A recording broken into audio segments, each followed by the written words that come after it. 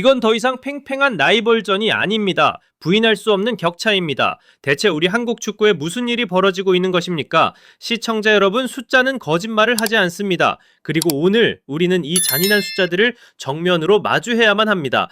이적 시장 전문 매체 트랜스퍼마크트가 발표한 자료에 따르면 일본 대표팀 베스트 11의 몸값 총액은 2억 3,300만 유로, 우리 돈으로 약 3,700억 원에 달했습니다.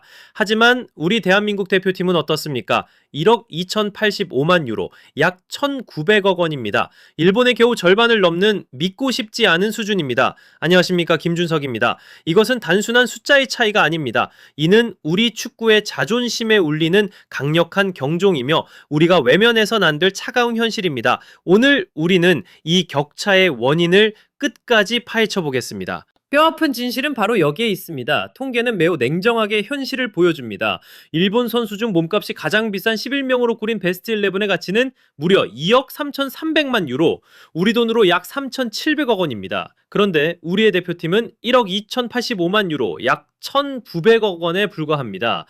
다시 한번 말씀드리지만 일본의 절반을 겨우 넘는 수준입니다. 물론 이렇게 반문하실 수 있습니다. 그래도 우리에겐 월드 클래스 선수들이 있지 않은가? 맞습니다. 아시아 전체 몸값 1위는 4천만 유로의 우리 김민재 선수와 일본의 미토마 카오루 선수가 나란히 차지하고 있습니다.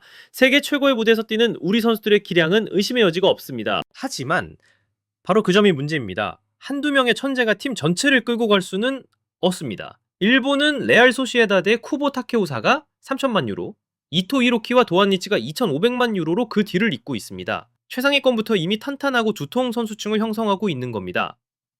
이해선이 시청자 여러분, 이것은 단순히 90분짜리 한 경기에서의 패배가 아닙니다. 이것은 시스템 전체의 실패이며 어쩌면 이미 오래전부터 예견되었던 퇴보입니다. 한때 아시아의 맹주를 자처했던 우리의 자부심에 보이지 않는 균열이 생기기 시작한 겁니다.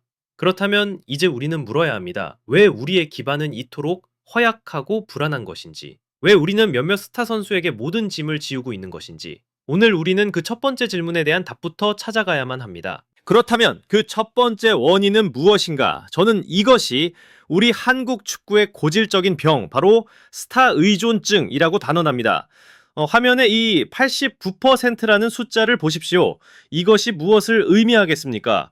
우리 대표팀 베스트 11 몸값의 거의 9할이 단 5명의 선수에게서 나온다는 뜻입니다. 손흥민, 김민재, 이강인, 황희찬, 그리고 황인범, 이 위대한 5명의 천재들 어깨 위에 대한민국 축구의 운명이 전부 올려져 있는 겁니다. 그렇다면 나머지 6명의 선수들은 무엇입니까? 그들의 지분은 너무나도 작은 타이 조각에 불과합니다. 이것은 건강한 팀이 아닙니다. 이것은 언제든 무너질 수 있는 위태로운 구조입니다. 자, 그럼 일본을 볼까요? 그들은 1,000만 유로, 우리 돈으로 약 158억 원 이상의 가치를 지닌 선수가 20명에 가깝습니다. 이것이 바로 결정적인 차이입니다. 우리는 몇몇 천재의 번뜩이는 재능에만 의존하고 있을 때 일본은 강력하고 안정적인 군단을 만들어내고 있었던 겁니다. 한두 명의 스타가 부진하거나 부상을 당하면 전체가 흔들리는 우리와 누가 빠져도 그 자리를 대체할 수 있는 탄탄한 그들, 승부의 추는 이미 여기서부터 기울고 있었습니다. 그렇다면 도대체 왜 이런 극심한 차이가 발생한 것일까요? 그 답은 바로 선수를 유럽으로 보내는 철학과 시스템의 차이에 있습니다. 이것은 매우 중요합니다. 일본의 J리그를 보십시오. 그들은 소속팀의 일시적인 전력 손실을 감수하고서라도 재능 있는 어린 선수들을 적극적으로 유럽에 진출시킵니다. 유럽 구단들과의 협력 관계를 구축하고 선수의 성장을 리그와 국가대표팀의 장기적인 자산으로 여기는 겁니다. 이것은 하나의 국가적인 전략입니다. 선수가 유럽에서 성공하면 그 가치는 개인의 것을 넘어 J리그 전체의 브랜드 가치를 높이는 선순환 구조를 만들어냅니다. 반면 우리의 K리그는 어떻습니까? 우리는 당장의 성적, 눈앞의 우승컵에 급급한 나머지 좋은 선수를 어떻게든 지키려는 경향이 너무나도 강합니다. 물론 구단의 입장은 이해할 수 있습니다. 하지만 이것은 결국 장기적으로는 우물에 독을 푸는 것과 같은 단기적인 시각입니다. 선수의 유럽 진출은 구단의 적극적인 지원보다는 선수 개인과 에이전트의 피나는 노력에만 의존하고 있습니다. 문을 두드려도 모자랄 판에 우리는 안에서 문을 걸어 잠그고 있었던 겁니다. 우리가 우리 스스로의 발목을 잡고 있는 셈입니다. 이런 폐쇄적인 시스템 속에서 유럽으로 가는 문은 극소수의 초특급 재능에게만 아주 좁게 열려 있을 뿐입니다. 이것이 바로 우리가 일본처럼 두터운 1000만 유로 클럽을 갖지 못하는 근본적인 이유입니다. 이것은 특정 구단이나 선수의 문제가 아닙니다. 이것은 우리 축구계 전체의 비전 부재가 낳은 구조적인 문제입니다. 앞서 말씀드린 시스템의 문제가 우리가 스스로 만든 족쇄였다면 여기 우리가 피할 수 없는 거대한 벽이 또 하나 있습니다. 대한민국 남자라면 그리고 그들을 지켜보는 팬이라면 누구나 가슴으로 이해하고 안타까워하는 문제, 바로 결정적인 병역 문제입니다. 축구 선수에게 있어 20대 초반, 특히 20세에서 22세까지의 시기는 황금기라고 불립니다. 신체적으로 기량이 만개하고 스펀지처럼 전술을 흡수하며 경험을 쌓아 세계적인 선수로 발돋움하는 바로 그 결정적인 시간입니다. 자, 한번 상상해 보십시오. 일본의 쿠보, 미토모 같은 선수들이 스페인 라리가와 잉글랜드 프리미어리그를 누비며 세계적인 강팀들을 상대로 자신들의 가치를 증명하고 있을 바로 그 시간에 우리의 어린 재능들은 축구화 대신 군화를 신고 불확실한 미래 앞에서 고뇌의 시간을 보냅니다. 이제 막 꽃을 피우려던 선수 생명이 뚝 하고 2년 가까이 멈춰서는 겁니다. 이것은 단순히 시간의 단절만을 의미하지 않습니다. 유럽 무대를 향한 치열한 경쟁 속에서 이제 막 타오르기 시작한 상승세가 꺾이고 유럽 구단들의 관심 밖으로 밀려나게 되며 선수 본인은 평생을 짊어져야 할지도 모를 심미적인 압박감과 싸워야 합니다. 재능 있는 선수 한 명의 꿈이, 그리고 한국 축구의 잠재력이 속절없이 쓰러지는 순간입니다. 하지만 시청자 여러분, 이것은 결코 변명이 될 수 없습니다. 이것은 우리가 회피할 수 없는 숙명과도 같은 현실입니다. 바로 그렇기 때문에 더욱더 치밀하고 장기적인 대책이 필요했던 겁니다. 우리 축구 행정가들은, 우리 축구협회는 이 피할 수 없는 현실에 대처할 장기적인 전략과 비전을 반드시 마련했어야 합니다. 군 문제로 인한 경력 단절을 최소화하고 선수들이 전역 후에도 성공적으로 복귀하여 기량을 펼칠 수 있는 체계적인 관리 프로그램을 고민했어야 합니다. 하지만 우리에게 그런 계획이 있었습니까? 이 문제를 해결하기 위한 진지한 논의조차 제대로 있었습니까? 저는 감히 아니었다고 말씀드리고 싶습니다. 우리는 그저 손흥민 선수 같은 또 다른 영웅의 등장으로 문제가 기적처럼 해결되기만을 바라왔을 뿐입니다. 이것은 방치이며 명백한 직무유기입니다. 스타유전증, 폐쇄적인 이적 시스템, 그리고 방치되다시피 한 병역 문제, 이 모든 문제들은 결국 하나의 더 근본적이고 깊숙한 뿌리를 가리키고 있습니다. 바로 우리 대한축구협회의 장기적인 비전 부재입니다. 일본 축구협회를 보십시오. 그들은 수십 년 전 100년 구상이라는 것을 발표했습니다. 그리고 2050년까지 월드컵에서 우승하겠다는 허황돼 보일지라도 구체적인 목표를 세웠습니다.